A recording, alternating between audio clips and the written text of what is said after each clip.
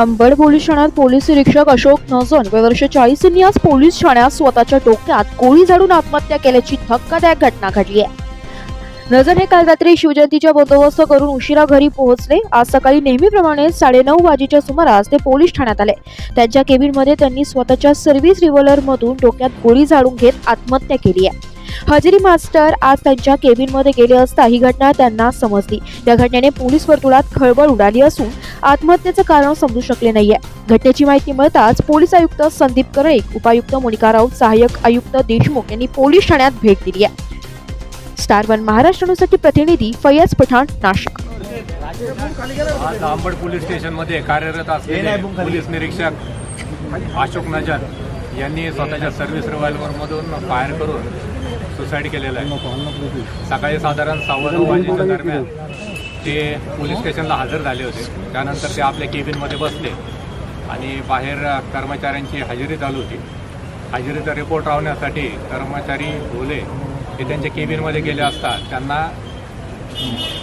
PI Ashok नजन हे मयत दिसले। PI अशोक नजन यांचे पार्थिव पुढील पोस्टमॉर्टमसाठी आपण सिव्हिल हॉस्पिटल येथे पाठवलेलं आहे आणि त्यांच्या आत्महत्येमागे नक्की काय कारण आहे याचा तपास आपण आता करत आहोत।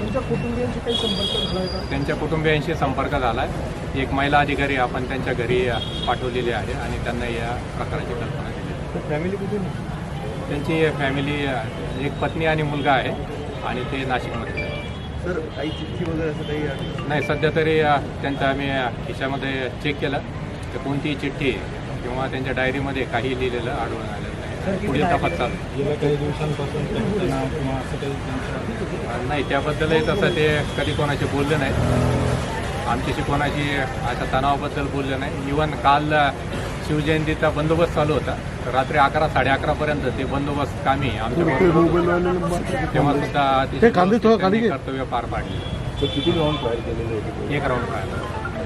कितीची बॅच होती त्यांची? स्वतः सर्व्हिस रिव्हॉल्वर। तर किती कोणती बॅच होती त्यांची 97 बॅच होती आणि मागील जुलै 23 पासून ते अंबड पोलीस ठाण्यामध्ये कार्यरत होते।